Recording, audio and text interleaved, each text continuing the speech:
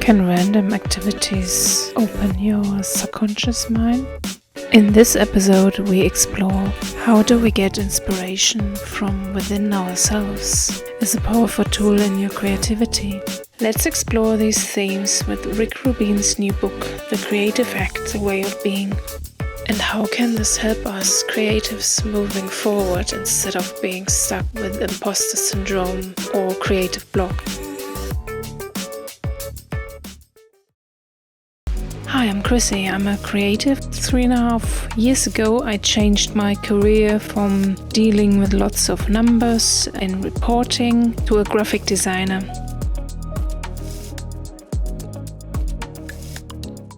Hey, if you like this channel, why not give it a like and subscribe? Thank you. I've got one chapter for you today, and it's infused with my reflections and inspiration from other creatives. Memories and the subconscious. You probably heard already, everything you need is already inside of you. There's an inner well of flowing creativity inside of us. Accessing it in our subconscious is a powerful tool for ideas to be born. But I wondered, how can I access it? There's Google, isn't there? And also now ChatGPT. Let's unpack what actually the subconscious is. So in the early 1900s, Sigmund Freud made his iceberg theory popular. Our mind consists of 3 different levels. There is the conscious mind, which is the tip of the iceberg, and is above water, so to speak. The conscious mind has all the mental processes we are aware of and sleeps with the body and awakes when you wake up. Or, for example, you may be feeling thirsty at this moment and decide to get a drink. Then we go underwater to the pre-conscious layer where memories are stored and knowledge. And then Freud refers to the unconscious mind further down. It is the primary source of human behavior. So the iceberg underwater with the memories and unconscious mind is called subconscious mind. It's always awake because it regulates body functions like the temperature, your heartbeat and breathing. The subconscious mind also affirms your pre-existing beliefs and presents you with repeated thoughts and impulses that mimic what you've done in the past. It records everything, it's not logical, and it's more like the feeling, and it speaks to you in dreams and memories, and is built on habits.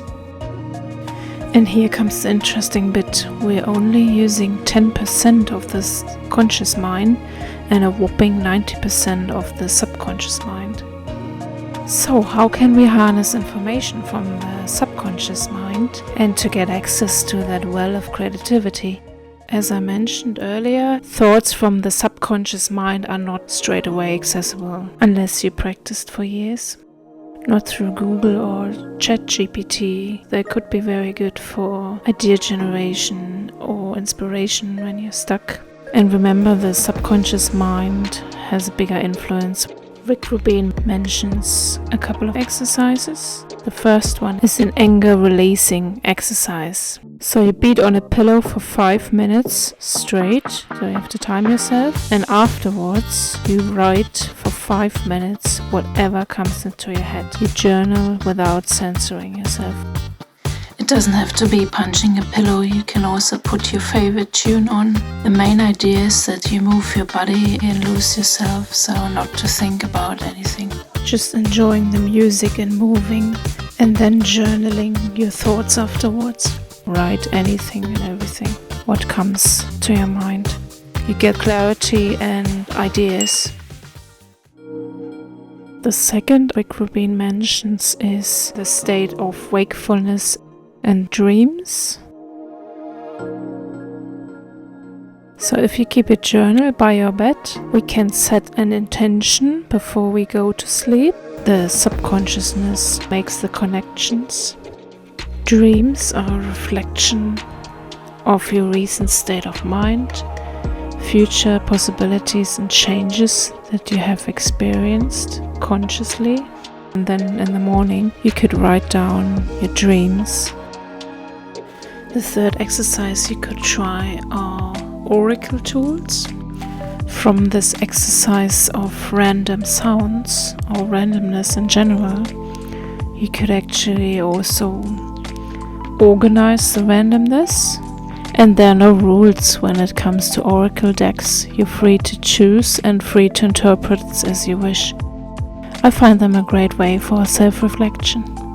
The fourth point is my own edition. Every day we get distracted by external information, and we might be seeking validation from other people or again the outside world, and maybe we don't feel happy and have a feeling something isn't quite right, but it's so easy to numb yourself with anything from social media, food to whatever. There's so much noise going on. We don't read the hint our bodies are giving us. I think when your mind is in a relaxed state, or actually not actively thinking about it, you can access your subconsciousness easier. Who here belongs to the type of people who get great ideas in the shower, or maybe doing the washing up? I get lots of ideas, for example, when I'm running. Letting yourself wander and take out the performance or time pressure. Already 20 years ago I had a book about self-help, and one point talked about if you sit with yourself for 10 minutes each day with no distractions, you can really get to know yourself and receive the wisdom that way. Glennon Doyle also talks about this in her book Untamed, sinking every day into your deepest world. Of course, there are also guided meditations with music online or visualizations you can do, as long as it brings you closer to yourself and your higher consciousness. The biggest tip really is to be open-minded. Your conscious mind likes to put on limitations of your thinking, but the subconscious mind is literally unlimited. The world is your oyster.